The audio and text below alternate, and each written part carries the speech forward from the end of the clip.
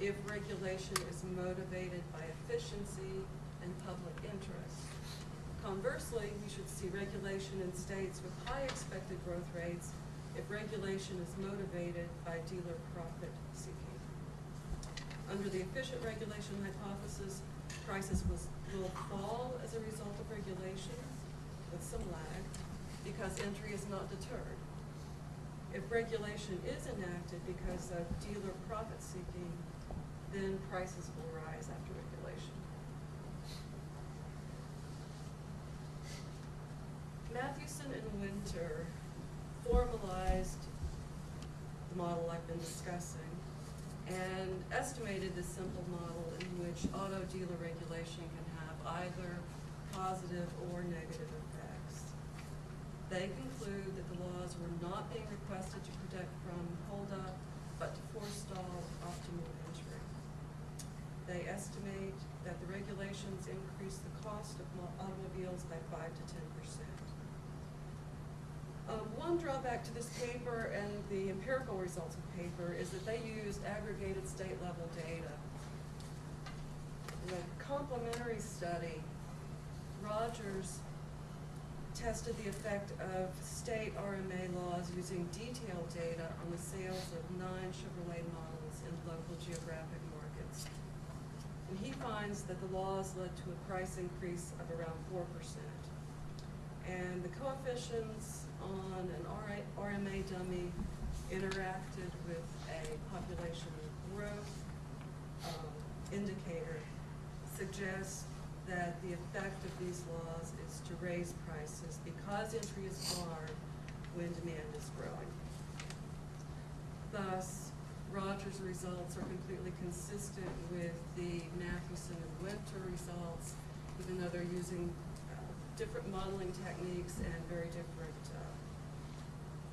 data.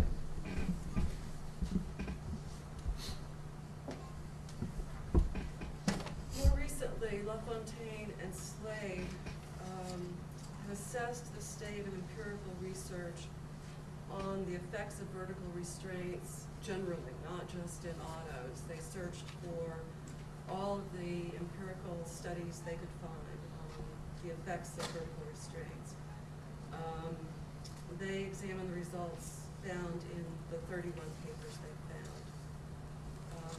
And as they point out, clearly more research is needed in this area. There are lots of fields that haven't been studied sufficiently, or I should say industries that haven't been studied sufficiently. However, the existing results that they examined are quite consistent. They find that privately imposed vertical restraints benefit consumers, or at least do not harm them. That is, the ones that the manufacturers impose privately on the downstream firm.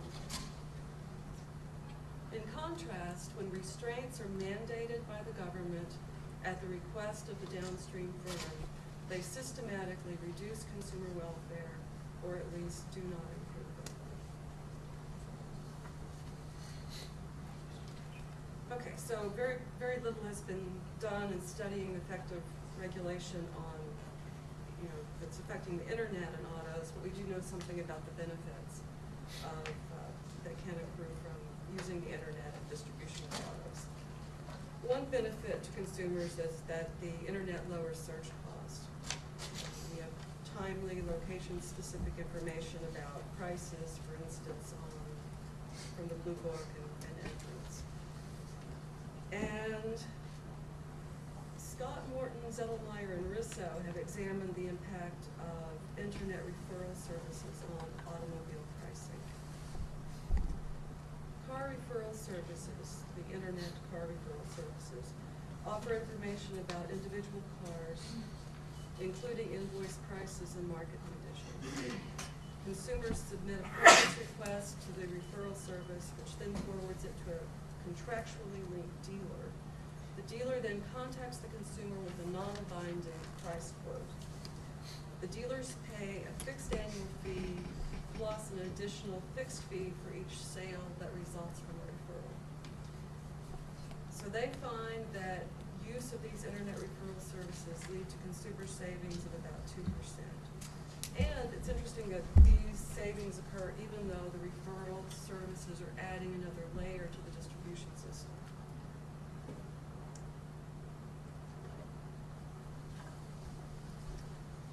FOCA has argued that the traditional model of auto distribution was put in place when communications and transportation were dramatically different than what they are now, and that inevitably the traditional model will be mostly or completely replaced by an internet-based car ordering system that alters and reduces the role of dealers. He estimates that buying or brokering services, which are in fact restricted in many states, could save consumers $500 to $1,300 per car. And these are back in his 2001 estimates. He also estimates that a build-to-order system could save an additional $1,500 to $2,000 per car. And note that build-to-order systems would have little or no role for dealers whatsoever.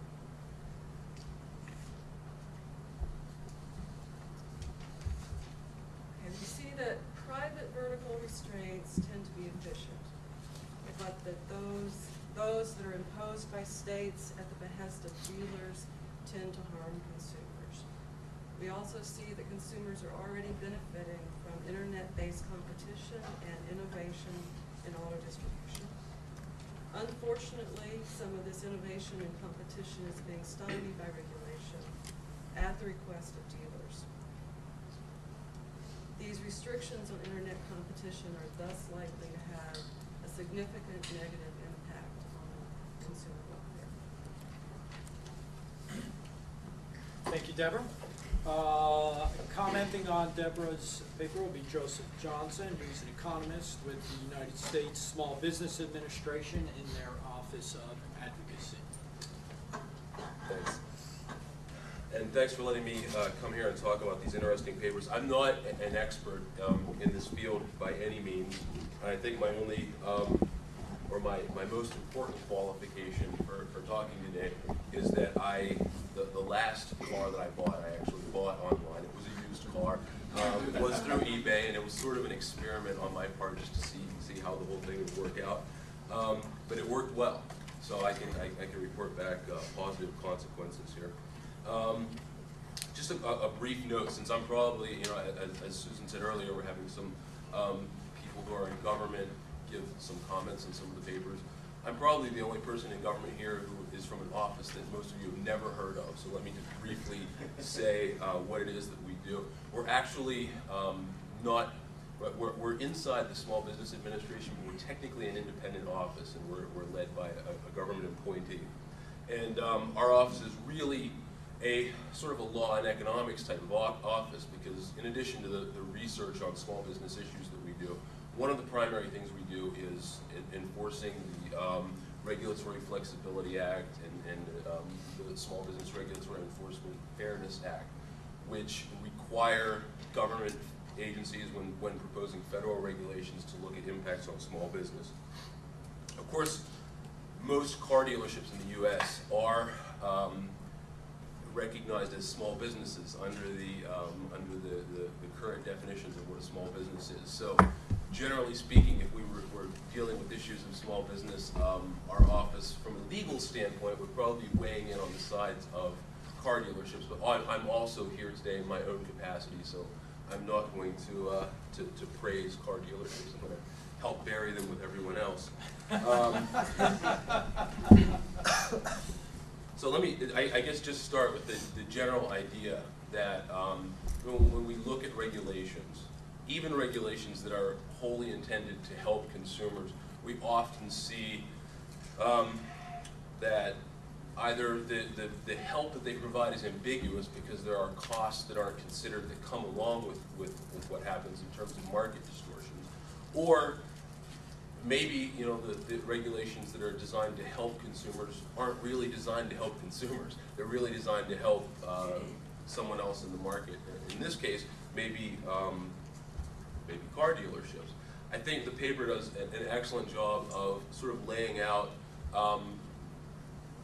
the idea that vertical restraints in general, the things that antitrust policy is traditionally or historically focused on generally don't hurt consumers, or at least are ambiguous. There's no clear-cut case to say that consumers are going to be harmed, and that therefore the states need to do this, the sort of franchise regulations or limitations in terms of helping consumers. In fact, reading both of the papers, there's some evidence that they don't even pretend that. In some cases, they just, they're outright saying, we're going to protect dealers from unfair practices by manufacturers, however those are defined. So we have, I guess, a clear-cut case where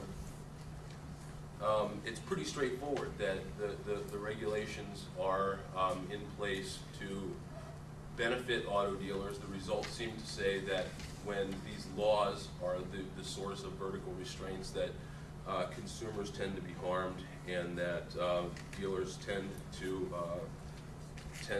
benefit from this. And I certainly wouldn't argue with that in any way. In fact, I think I just want to make a case for probably not so much an issue with the paper, but further research that kind of, I guess, strikes me as something that comes out of this. And that is looking at some of the variation across the states in the various franchise restriction laws, the times in which they were enacted, to kind of get more of an idea of how these things have impacted the marketplace.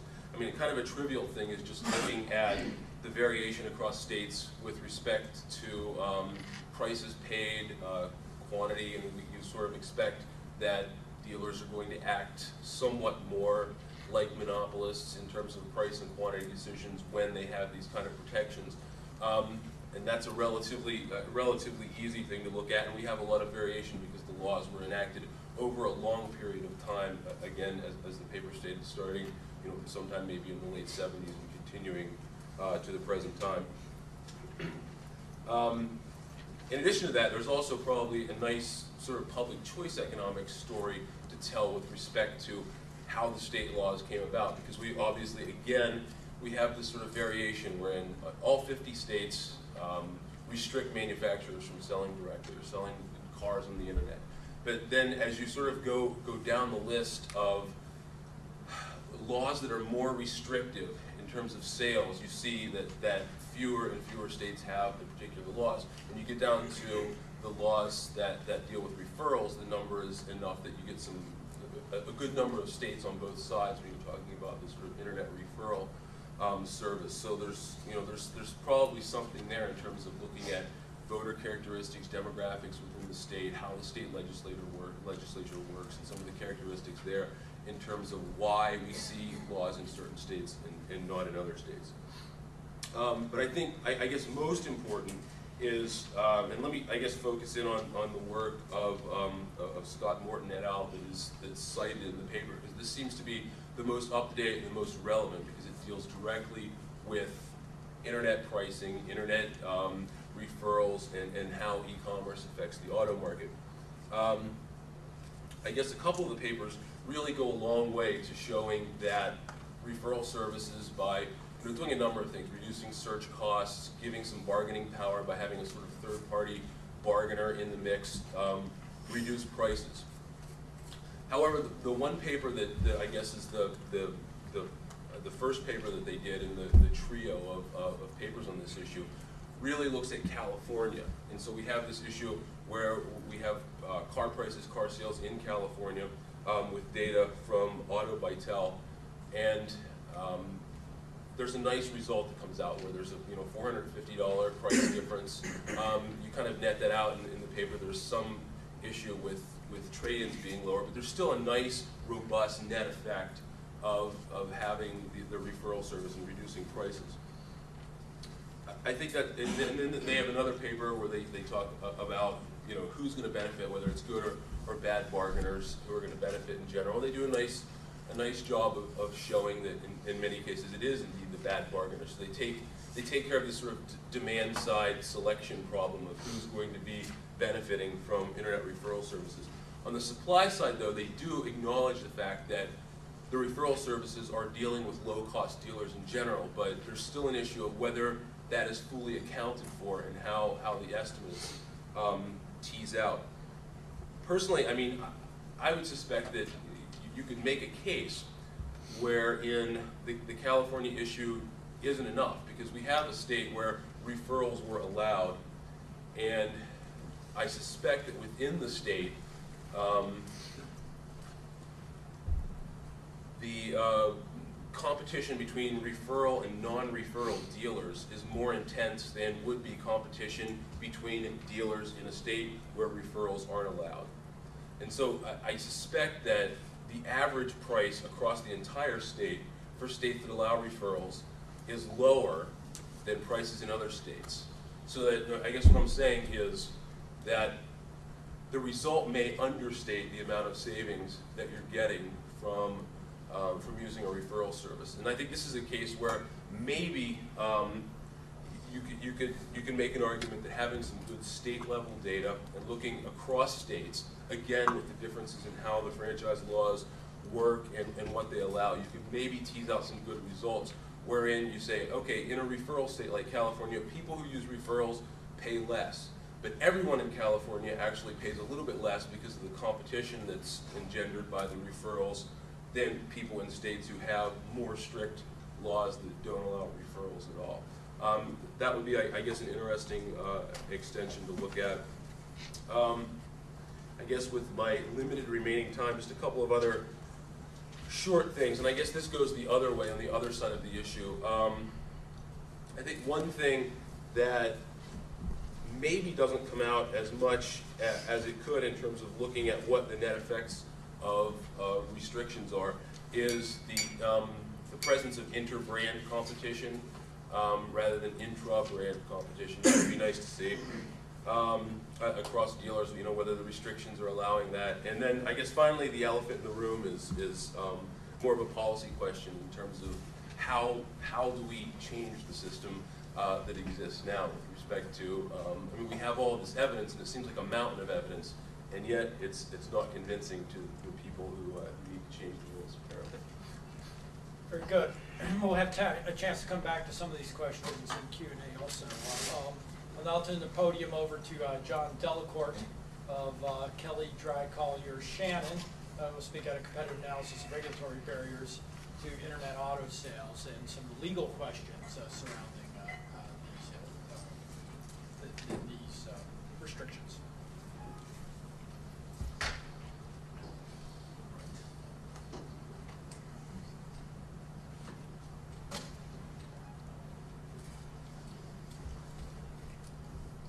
Well, let me just start by saying that I was relieved to hear Joe say that he wasn't here to defend the auto dealers. That was, I think, the #1 comment of those who looked at my outline. What do you have against these auto dealers? So I'll try to explain myself a little more comprehensively this morning.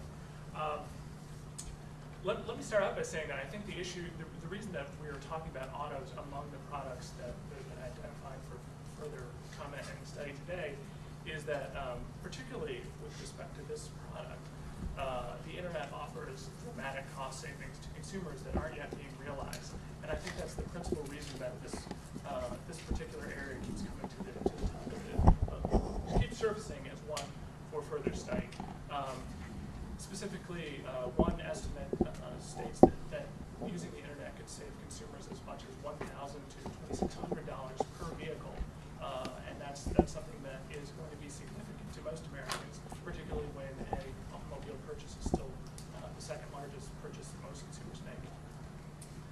But let me start at the beginning. I'm going to start with a brief description of the existing distribution system for new vehicles, mostly for purposes of comparison. Second, I'm going to talk about 4 specific alternate internet models. I'm going to talk about the consumer benefits that derive from each of these models, as well as the regulatory barriers that are currently preventing full fruition of those benefits. Then I will mention some of the consumer harms that are raised or potential consumer harms that are raised as justifications for these barriers, and say a few words about the used vehicle experience. Right now there's a lot of discussion about what the potential harms and potential benefits may be for new vehicles, but we have a great body of evidence with respect to used vehicles that's useful for comparison. And then finally, I'll end with some recommendations to policymakers about what we need to do to go forward and to allow consumers to better enjoy some of these benefits that could be derived from the internet models. But let me start with the existing distribution system for new vehicles. It's a two-tier system. You have the manufacturer selling to the dealer and the dealer selling to the consumer. And currently, dealer networks are quite large. Every large automobile manufacturer has a large and geographically dispersed dealership network. And there are historical and practical reasons for this that go to the role of the dealer. The dealer is needed to be available in every local community because of the services it performs. These include assessing demand and maintaining inventory, advertising and distribution functions as well, advertising product information distribution. Another critical role for the dealer is maintaining and repairing vehicles. There's a lot of concern that consumers just wouldn't be willing to drive the car off the lot and make such a significant investment unless they know that there's going to be somebody there who's reliable in their neighborhood for them to return to in case the vehicle breaks down. And finally, dealers also provide some ancillary services such as financing. So given this set of services that the dealers currently provide, the question is, are they currently the lowest cost provider of these services? Or do we need to rethink some of the laws that protect dealers in light of the new internet models? So let me describe some of the emerging internet alternatives. The first and probably the least objectionable from a regulatory standpoint is the information-only website. Many of these are operated by manufacturers and dealers, and others are operated by third-party professionals, for example, Edmunds.com and KellyBlueBook.com.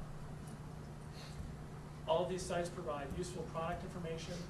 They're much better than what consumers dealt with previously, which would be newspaper listings and that sort of thing. If you're dealing with the internet, you've got access to photos, virtual tours, pages and pages of text, so a lot of information that consumers didn't have before. But perhaps the biggest benefit is that the third-party sites often offer detailed pricing information. So this can include dealer invoice prices as well as details on dealer incentives. So obviously a consumer who comes into the dealer armed with that information already is going to be in a much better bargaining position. The next step up the ladder is the internet referral service, which Deborah spoke about a little bit. Here the model would be for the consumer to provide product specifications and a price range. And then the consumer is put in touch with the local dealer. The dealer contacts the customer to complete the sale. And currently, most third-party referral services, specifically AutoBuyTel.com and also CarPoint.com, the model is to be paid by the dealer. And that's accomplished in one of two ways. One way is that the dealer pays on a per-lead basis, and another way is that the dealer subscribes to a subscription for a flow of leads. In either case, the consumer doesn't pay anything up front, so this is an attractive option for many consumers. Now, by the fourth iteration of the internet business model, we're already into something that's becoming quite objectionable from a regulator's perspective, and this is the third-party broker model. Here, what's envisioned is that the consumer would provide product specifications and a price range, but then rather than being put in touch with the dealer, they would be put in touch with the broker. That is a knowledgeable, repeat player who's going to take an active role in the transaction by negotiating with the dealer.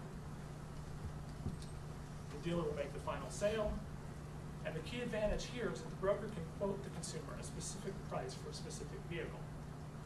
And then the consumer pays the broker a set fee, or more often, the broker is compensated by the difference between the price quoted to the consumer and the price charged by the dealer.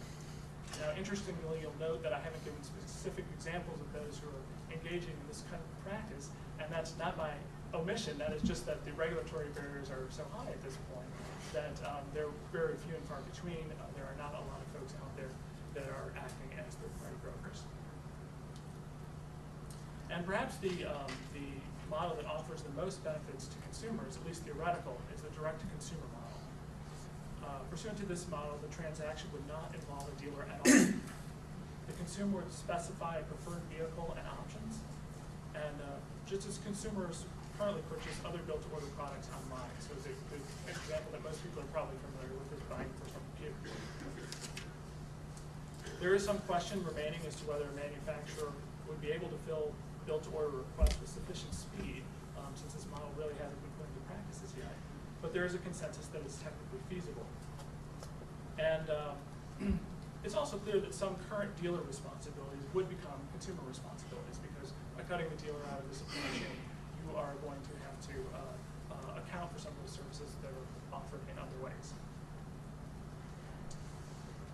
So those are the four models, and what are the benefits that can be derived from them? Well, as Deborah mentioned, one of the big ones is lower consumer search costs. Geography and hours of operations are no longer going to be a constraint on consumers. You don't have to rush home from work to go out and look at the dealership. You can come home and at your leisure, middle of the night, it doesn't matter, look at the websites in your pajamas. Furthermore, comparison shopping is substantially easier, and that leads to a better consumer experience. More significantly, using the internet also increases consumer bargaining power. As I mentioned about the information-only sites, there is accurate current pricing information available, which has a tremendous impact. But even more importantly than that, by imposing reducing the face-to-face interaction and reducing the need to go to the dealer to actually haggle, you're going to have consumers who are less exposed to high-pressure sales tactics. And to some subset of consumers, that may be extremely important. These are consumers who don't want to go to the dealer. They don't feel like they are comfortable with haggling, and they don't feel like they're very good at it. But the reason that we're all here is not any of these other concerns. The real reason we're here talking about this still is because the main benefit that will be derived is lower prices on new vehicles. This can range from the low end, when we're talking about information-only sites, that will save consumers an estimated $300 to $400 per vehicle, and that's based primarily on the increased advantages of the comparison shopping. To the high end, where we're talking about a direct-to-consumer sale, direct from the manufacturer, which can save consumers an estimated $1,000 to $2,600 per vehicle, most of that being derived from eliminating the dealer from the chain. But again, as I'll talk about later, some of those services are going to have to be provided by some other source. So why aren't we currently enjoying all of the benefits that I've just described? And I apologize that I can't give the same inflection as Ken Starr, but the answer is state laws. So the single largest barrier still is the state automobile dealer franchise laws, as Deborah alluded to. These provisions, many of which are legacy laws, which were established in a pre-internet environment, all restrict every one of the four business models I mentioned. Information-only sites, for example, manufacturers have already been prohibited from advertising no-haggle e-prices available to internet customers only. And the reason for that was state laws that required that any advertised price must be available through all channels of distribution. With respect to internet referral services, referral fees are banned in many states, and some even specify the dealer to whom the consumer must be referred. So by law, whenever a referral is given, the consumer must be referred to the most geographically approximate dealer. Third-party brokers are also restricted quite heavily. Some states ban brokering entirely, and others restrict brokering to licensed dealers. And of course, direct-to-consumer sales are the most restricted, and they are banned currently by statute in all 50 states. So I wanted to talk a minute about one case at least, just because I thought the lawyers would lose interest if I didn't. So I'm going to talk about the Ford Motor Company versus Texas Department of Transportation case, which illustrates how some of these restrictions are put into practice. Here, Ford actually tried to institute a direct from the manufacturer sales model, and sought to sell pre-owned vehicles directly to consumers through a website known as the showroom. The Texas Department of Transportation, however, sued Ford for operating as a dealer without a license. One might think, well, couldn't Ford then go and apply for a license? Unfortunately, for Ford, Texas law also prohibits automobile manufacturers from owning or controlling a dealership. So this is the point where we talk about some of the issues that Ken Starr was addressing earlier about the Commerce Clause. Ford argued that the Texas Motor Vehicle Dealer Code violated the Dormant Commerce Clause by favoring local dealers over out-of-state internet competitors. Unfortunately, the district court held that curbing the disproportionate market power of manufacturers vis-a-vis franchise dealers constituted a legitimate state interest. So, it suffices to say, looking at this quote, this court was not as staunch a defender of our common market as Ken Starr. The court stated that the plaintiff is prohibited from selling motor vehicles to consumers by mail, phone calls, leafleting, skywriting, or drum signals. The court rejects the plaintiff's argument that any activity which is appropriately regulated through any other medium becomes sacrosanct when accomplished through the internet. So there's good news and bad news here. I mean, the obvious bad news is that the current restrictions on internet auto sales are statutory in nature largely, and they're going to be very durable. But the good news, at least from this case, is that the court here is being quite open and honest about what the motivation for the laws is. The motivation for the laws is to protect the dealer. And there is some confusion that arises when there's also suggestion, typically from proponents of the laws, that in addition to the dealer protection angle, there's also a consumer protection component. Usually it's asserted that dealer franchise laws are needed to protect consumers from potential harms. Although when they're described, it's really more reason, they're not necessarily harms, so much as reasons why consumers wouldn't necessarily want to purchase cars over the internet.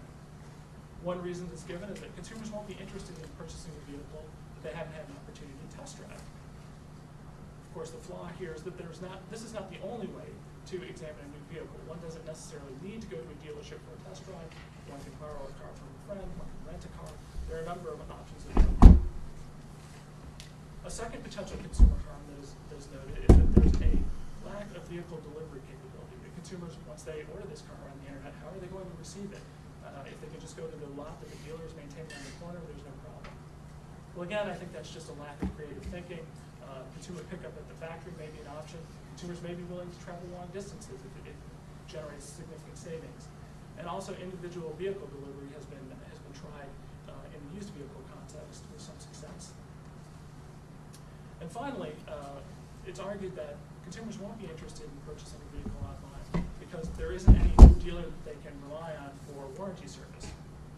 But again, I think there are other options available, most notably independent non-dealer repair facilities. These are facilities that all of us go to when the warranty expires on our vehicle.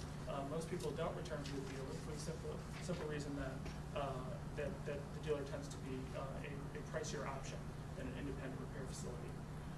I guess there is a legitimate option. There is a legitimate argument that the new vehicles being produced by most manufacturers are extremely sophisticated and complicated, and there is a need for expertise in repairing them. But I think that is not something that can solely be performed by the dealers, but rather something a goal that can be addressed by allowing for manufacturer certification of independent repair facilities to do warranty work.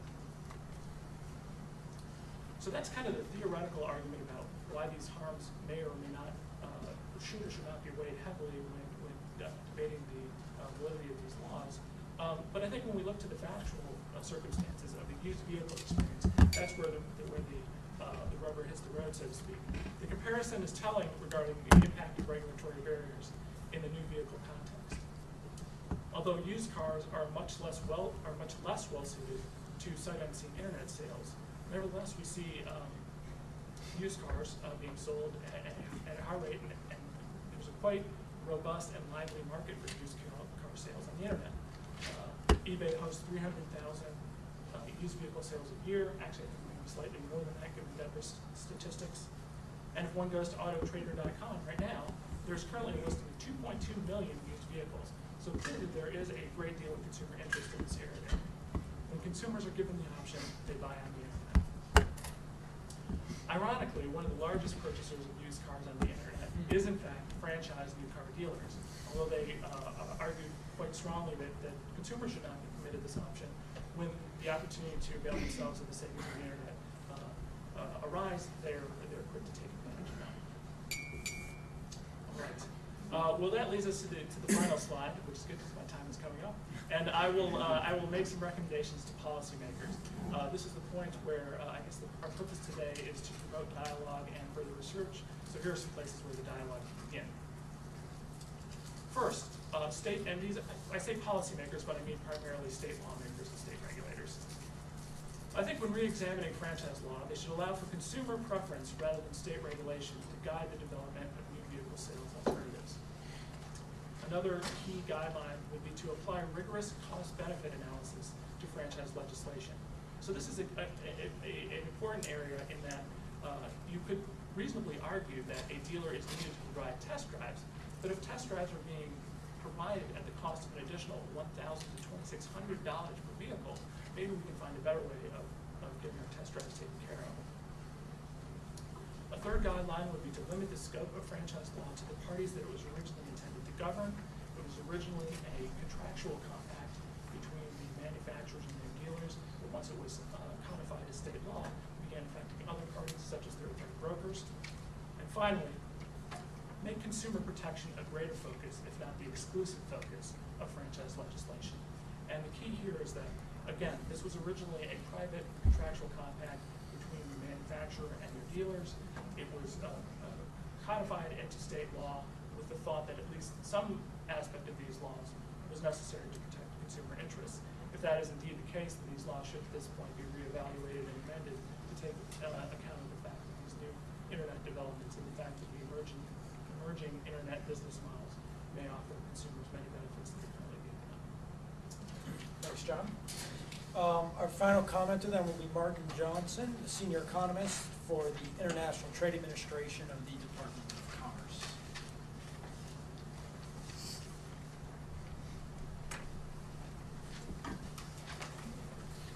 Thanks, Todd. I want to thank the Mercatus Institute for allowing me to comment on the paper today. The Department of Commerce is embarking on a new program of looking at the impacts of regulation on the ability of industries to compete both here and overseas. And part of that is looking at the effects of regulations. We have identified 76 regulations to review. In reading the paper and in thinking about it, I was reminded of a project that was done about 10 years ago when I worked in Australia. The point of which was to go through all these different local regulations and their effect on competition, and then to add them up and see, well, what's the effect on the Australian economy of all these little regulations. And they came up with a number of about 6% of GDP. That is, if you got rid of these regulations, GDP would be about 6% higher. Well, things like restrictions on automobile dealerships and that, they may seem little. Restrictions on whether or not you can buy your wine directly from the winery or you have to go to the 7-Eleven, that may seem like it's little. But they add up, and they can add up to a bigger number. As I was listening to the other speakers, I was marking off the things I didn't have to talk about, so I don't think you have to worry about me going over. So let me just talk a little bit about what I liked about the paper, and then some thoughts that I had as I worked through it. Before I talk about what I like about the regulations, let me have a caveat. The views I express are solely mine and not necessarily those of the Department of Commerce. I appreciated the recommendations, and I thought that they were useful steps to modify what's there to come up with a more efficient system. I thought maybe you were a bit too generous and kind on the benefits of the regulations. I especially like this comment in the paper talking about the pro-consumer aspects of the dealer protection laws as saying, well, this argument fails as a matter of logic. Others might say it doesn't pass a laugh test. It's probably more likely that those laws are there to protect their fixed assets and to protect their rents from the regulations that they've had since the 60s than they are to help some poor unsuspecting consumer that they'll sit in the dealership and argue for hours over the right price. So through it I thought, well, okay, when did these state laws come into effect? Did they come into effect when car dealerships were first being started? And the answer was no. They came into effect in the 60s to the 80s. Why did they come into effect? What was the change? Was it the introduction of more competition from European and Japanese models that put pressure on the dealerships' profit margins? What were the economic variables that led to the way that these dealership manufacturer transactions were set up? How was the market changing that made the distribution of risk, that made the setting of price move from being an okay relationship up to the 60s to something that dealers didn't like? Why was this done at a state level rather than a national level? Did we have these kinds of laws instituted in Michigan and in other states where they manufacture cars, or were they just in states like Texas and Nebraska where there were no car manufacturers and where it was easier to cut car manufacturers out of the political equation as lobbyists? which suggests that these laws are probably more likely explained by some kind of public choice model, and where the benefits of these laws fall than on any kind of efficiency argument.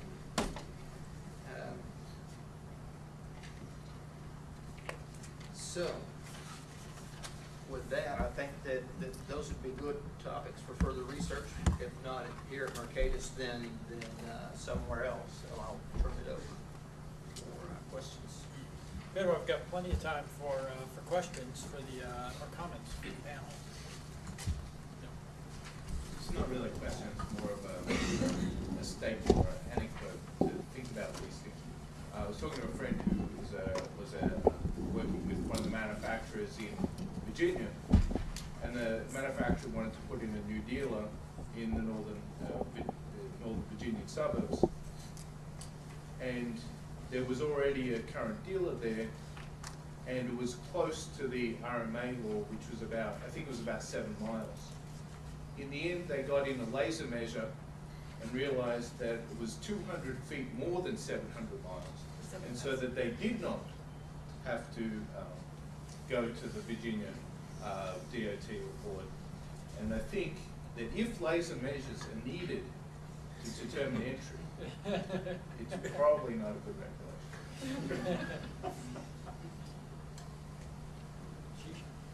This question is for at least all of the panelists, but primarily John. And the question is, so what is the best way to start to try to knock down some of these barriers? I know that you, for instance, have some background in state action doctrine and antitrust law. Is there a mechanism through the court system to try to take these down, or is it really going to be getting the laws changed? I think unfortunately at this point it's going to be primarily trying to get the laws changed through lobbying efforts and competition advocacy sorts of efforts, the sort of work done at the Good Policy Planning Federal Trade Commission.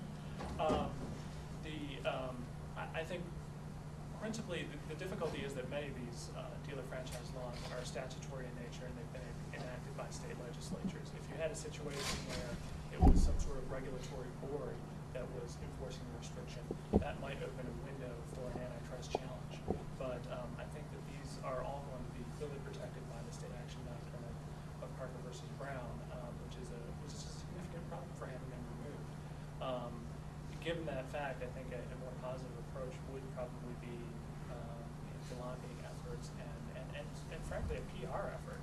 The fact that consumers, the average consumer who already feels like they're paying an arm and a leg for their new vehicle, is paying $1,000 to $2,600 extra because they're being denied the opportunity to purchase over the internet, is something that I would think would be get people riled up and give them writing letters to their state legislature. Oh, follow-up question for that, and perhaps the government economists might have some sense as well. To what extent, one of the things that strikes me is the way in which these regulations have just strangulated innovation in distribution and sales in this industry. We have this unbelievably distasteful way of buying cars. I mean, people hate it. It's an extraordinary industry where the only way you can buy the product is through one of the most awful experiences of your life. This having to go in, negotiate, get browbeaten for the extended warranty. I mean, just all this awful stuff. We bought a car a couple of years ago. We tried to get a good quote from the internet people. They would all give us the same BS quote, basically to drive us in the door. And finally, the guy we bought it from, we said, "Why do you do that?" He said, "Well, my boss makes me do it, right? I'd like to give you a real quote." I mean, this was, their internet car guy, right? But they seem wedded to this incredibly distasteful model, which seems to be dealer motivated. They have no innovation in terms of use of vertical integration, which we see proliferating in all other consumer goods areas. The opening of Nike stores and all these different ways in which brands are being vertically integrated. The notion of a car department store seems like an obvious notion, right, where you could go and have 4 different brands like you do when you go to Hex.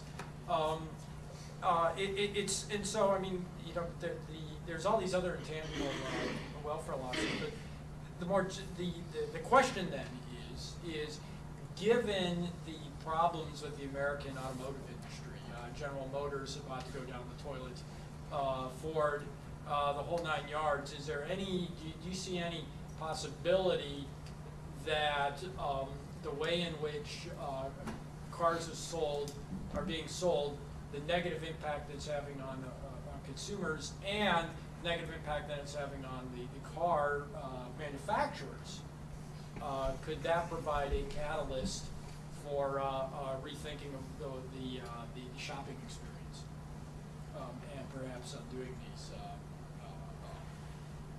restrictions? One would hope.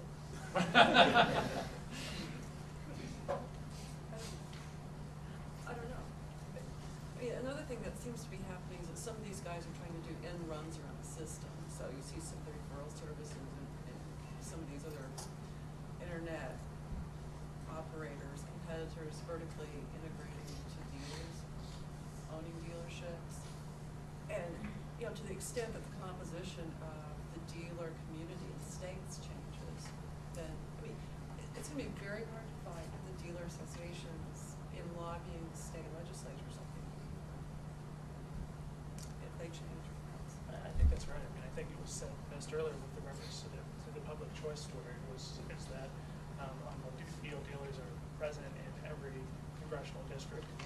The same goes for the districts set forth by the state legislature. And as a result, it's going to be hard to overcome their influence and get these laws broken down. And I think that perhaps explains the lack of innovation that you're describing in the consumer experience. You would think that it would be a natural response to address some of these concerns that are arising at the dealership level, maybe driving consumers away, or increasing the cost such that consumers are reluctant to replace their. Perhaps they would be replacing their vehicles more frequently, otherwise making the industry more robust and healthy. But I think until the political aspect of the equation is addressed, I think it's going to be difficult for those factors to play the predominant role. This is purely anecdotal, but I think that some of the most active, certainly the most numerous among the sort of active lobbying dealerships and their trade associations are General Motors and Ford dealerships, certainly the most numerous. And you know, if they do tank, there could be a possible upside there in terms of shaking things up. But we'll hold our breath. Question over there? Yeah, James Gilmore was elected governor of Virginia based on eliminating the car tax for individuals, which is really a dollar-for-dollar increase in state expenditures. But it got him elected. If people could be convinced that it would, for each individual, save them this $1,000 to $2,600 each, it would seem like perhaps a good issue for a politician if they could convince people it was true. If the car tax got Gilmore elected, I think that would be quite successful. People really believed it would save them that amount of money and could overcome what would be a strong lobbying effort as we all agree from dealing with this stuff. It's getting people to believe the research on that. I guess this is primarily for John. Is there some kind of a distinction between what the Supreme Court said in the Granholm case with line shipping and these cases where other courts have looked at the automobile dealer laws and said, oh well, no, that's all okay under the Commerce Clause rule? Is there a clear distinction there, or is there anything in the Granholm case that maybe provides some leverage to go back and say, hey, wait a minute, you know, these other decisions on automobiles are kind of suspect too, because of now what the court said about wine? Well, I think the distinction, we can argue whether it's a valid distinction or a clear distinction, is between whether the parties are similarly situated. If you're talking about the Granholm case, you had wineries in-state and wineries out-of-state, which are clearly otherwise equal, that were receiving disparate legal treatment. Here, the distinction here is not auto dealer between auto dealer in-state and out-of-state. It's manufacturer and auto dealer. And I think that's what the court recognized Fifth Circuit and the Western District of Texas. And the Ford case I mentioned, that's where they came out, was that the need to protect a dealer from the market power of the manufacturer was a legitimate criterion, and the fact that those two parties were in a different standing to one another was enough to that the Dormant Commerce Clause analysis would apply. This will be a question we'll come back to in Ashish's paper, I think, in the next panel also on caskets. Yeah. Alex? Since you're also an economist, I think you are potentially overvaluing the dollars and undervaluing other things that go into buying cars, particularly for John. Kind of dismissed too quickly the problem of reduced dealer availability and limited test drives. First of all, there are a lot of cars you cannot test drive that way. You may not know anyone or have any access to something like a new Prius, which is a 6-month waiting list in the hybrids and things like that. So, but there are other aspects to it, and I worry about my 80-year-old mother who could not buy a computer from Dell on the internet, although she has internet access, and simply could not, lacks the sophistication and the trust in invisible salespeople to buy it that way. And since the sale of cars is a zero-sum game, every internet sale takes away one sale from face-to-face sale. It seems to me that the inevitable, as you expand internet sales opportunities, you inevitably reduce dealer opportunities. And so what you have is pitting one group of consumers against another as much as you are worrying about, you got consumers versus dealers in the economics of this, because it becomes increasingly harder to have lots of dealers, have local dealers, and have dealers with enough inventory on hand so that people who prefer to buy their cars that way and are willing to pay slightly extra for the privilege, they begin to lose the ability to do that. And I worry a little bit that there is that we need to find a way to build into this model the interests of consumers other than dollars. And I wonder if they were maybe undervalued. I think, Todd's mention of the possibility of a car department store. There are just a lot of other ways of selling autos, so that there are a lot of people like your mother or my mother who's never going to buy a car over the internet. I don't think anyone sees local purchase possibilities disappearing.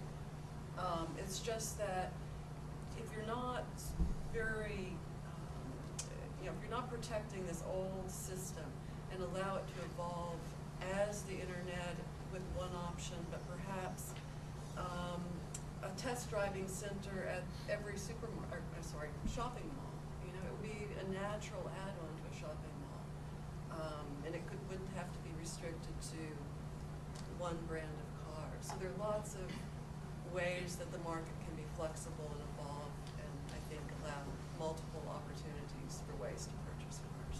I think another thing is it's not clear that the sort of dealership model and the sizes of dealerships and the services they offer now are entirely efficient ex post if you change the situation. And I think like a good analogy would be the sort of big box chain stores.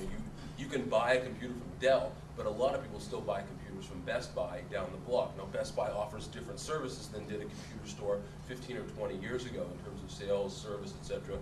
You're likely to have a high school kid selling it to you, and you have to know a little more yourself. But that doesn't mean it's a bad model, and that, you could envision a situation in between where you have a Best Buy of cars, you can do test drives, you can get service done, like the service they do at Costco and Walmart now, for instance, where it's quick and cheap, and there's a lot of crossover there. Yeah, Walmart selling cars seems perfectly reasonable. Right. Yeah. Costco, in fact, does in some areas. I think Virginia, they have a couple of models, not only big one. And there's no reason to expect that the dealer model has to change so drastically. There's no reason why a dealer couldn't offer a mix of cars, one that he gets a handling fee for because it's sold directly from the manufacturer, delivered through him to the customer, or it's one that he's actually bought from the manufacturer, then resells to a customer. He can do both of those things. It's just a question of what price then for the handling fee to make him indifferent between one where he's just getting a fixed markup and one where he gets to argue with the guy for 2 hours about what price he should get and what extended warranty he should have. Not that he'd do that to your mother. You know, the emphasis on measuring dollars and not these non-quantitative costs, I don't think you're wrong for only looking at dollars, but I don't think they're looking at all the dollars. We're only looking here at small incremental savings could be obtained by a more efficient distribution model for the purchase of a new car. And yet consumers and dealers look at the life cycle revenue opportunity on owning a car. And in today's world, the life cycle has to incorporate the care and repair of cars, especially with hybrid vehicles. Those costs, the present value of that cost, completely swamps the $1,000 savings that we're speaking of if we have a more efficient model. So if you want to ask why there isn't more outcry, it's because the money is already moving there. Dealers are already allocating more showroom space to the repair facility. They make subtle investment changes in personnel decisions that derive more profits from the repair and service of your vehicle over the life cycle than what they make on the upfront car. They can do this without seeking any regulatory changes at all. And there are furthermore no barriers to entry. I can open a repair service at 5.9, and we can do warranty-based service on hybrid vehicles for GM without being a dealer. You can do that. So I think a lot of the change and innovation happens over the life cycle. And that's a potential area for an economics-oriented study on where those values derive. I was wondering, one thing that hasn't been touched on is in regards to fraud on the internet. We all know, we've heard about different scenarios of, you know, someone from Nigeria wanted to buy your car, or what have you. I mean, what percentage of fraud occurs in regards to sales? Because I mean, it seems like it is somewhat prevalent. And how can we look to our policymakers to enact measures to reduce that? Because obviously that would be one of the major hindrances to e-commerce regarding auto sales. Do you know, Chris? We don't have direct evidence on cars. About 12% of the FTC's complaints of fraud are related to internet auction fraud. There's definitely been fraud in cars. There's been arrests and things like that, people fraudulently selling cars. But you can buy cars you can buy used cars on eBay from new car dealers. And you can ring them up and you can walk down to them, buy it on eBay, but you can see who they are. People certainly seem to be willing, as Jeff pointed out, to travel 700 miles to buy a car, so they don't seem that worried about it. So, I'm not sure, but certainly traditional brand things like dealers can still be there and selling goods. I would just add to that, I think an important part of the question would be, is the likelihood of being the victim of fraud in the internet context any greater or lesser than it is in the brick and mortar context? I mean, someone can sell you a lemon off the lot as easily as they can sell it to you over the internet. So that's one point, and then the other is that I think it's a valid concern, but I think it is a concern that maybe consumers are becoming more comfortable with, given the experience with the used cars being sold over the internet. Certainly, it seems like there would be a much greater concern about fraud in that context than there would be with fraud involving new vehicles, because simply you don't have the level of maintenance problem that you have with a used car when you're talking about a new vehicle. And furthermore, you know that the Ratings for various sellers, so you know if any reports of problems have been given by previous buyers. Speaking from experience, again on eBay, the cost of like using an escrow service for the transaction is minimal. Yeah. And for about $100, I know because again I did this. You can contract through eBay with someone who is a, you know, like an auto mechanic or somebody who's gonna go and do an inspection for you. So they give you a report with the VIN number and all this information. And that way you don't have to travel 700 miles to look at the car, you just pay $500 to get it shipped to you and you're set. There's also a very active and effective series of firms that transport cars for you. And it's not too expensive. Clark? Clark Haley from Houston for Justice.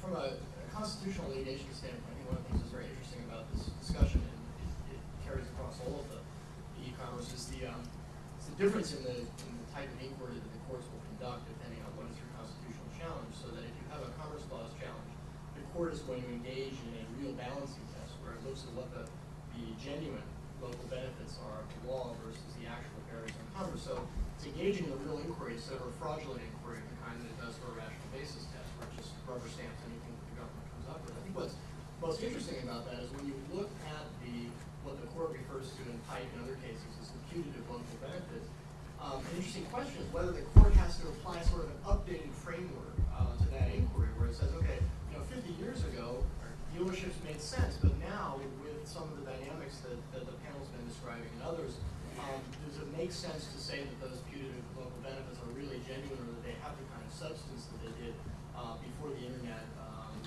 injected some of these new models into the system? I think that it can be incumbent on those of us who actually litigate these cases to try to educate the court about those changes, and to get the court to say, look, you can't look at this from 1970s or 1960s framework. You've got to look at it from a 21st century framework, and those local benefits that the state is asserting in support of this law really just don't apply, or they don't have the same force that they did before.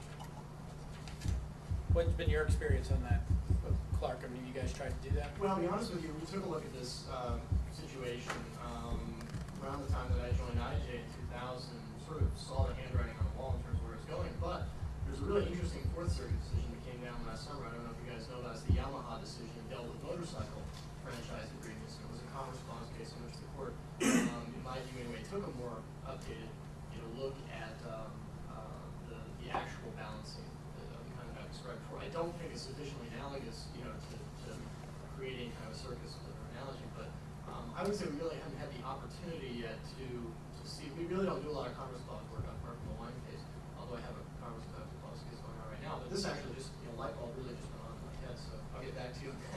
Well, this seems like sort of, Martin described, I guess you were to the vintage of these laws of 60s to 80s. Is that what you're presuming? This seems like sort of the heyday of Galbraithian, now that John Kenneth Galbraith has finally left this. I mean, this is sort of, it seems like the heyday of Galbraithian economics, right? The giant, monopolistic, big three just screwing over dealers sort of thing, right? Which I think reinforces Clark's observations. Last, Marie, do you have a last question? Yeah, kind of what Alex said kind of reminded me of something. I was wondering if one of you on the panel, Debbie, you might be the most familiar with this. It's been kind of put forth that most of the savings to consumers are cost savings sort of across the board. But the idea that consumers get a little more in person. But one of the things that I recall from some of this research is that only some consumers get better treatment face to face. And then actually the internet pricing, it goes along with, on the internet no one knows you're a dog. Yes. I mean, on the internet no one knows that you're maybe a frail 80-year-old lady, you're a minority or something like that, where people have traditionally gotten worse prices at dealers if they're members of those groups. So I was wondering if you could talk about some of the consumer benefits of more arm's length transactions. The three papers that he mentioned that Fiona Scott Morton and her co-authors did, two of them look specifically at how these savings are distributed among the people who use the referral service. And so in one case, she looked specifically at, are we seeing these savings because the people who are just really good bargainers are the first adopters of the referral services? And if that's the case, then what we're seeing is not a real savings, it's a reflection of who's choosing to use these services. And what they found, in fact, was that it was the sort of the shy, timid folks who aren't good bargainers in person who are the ones that were getting the real benefits of using the referral services, and they were the ones most likely to use the referral services because they realized that they were good at bargaining in person. And then, in a paper following up to that, they looked specifically at the prices that minorities paid in person versus through referral services, and the prices that women paid in person and referral services. And in both of those cases, minorities and women disproportionately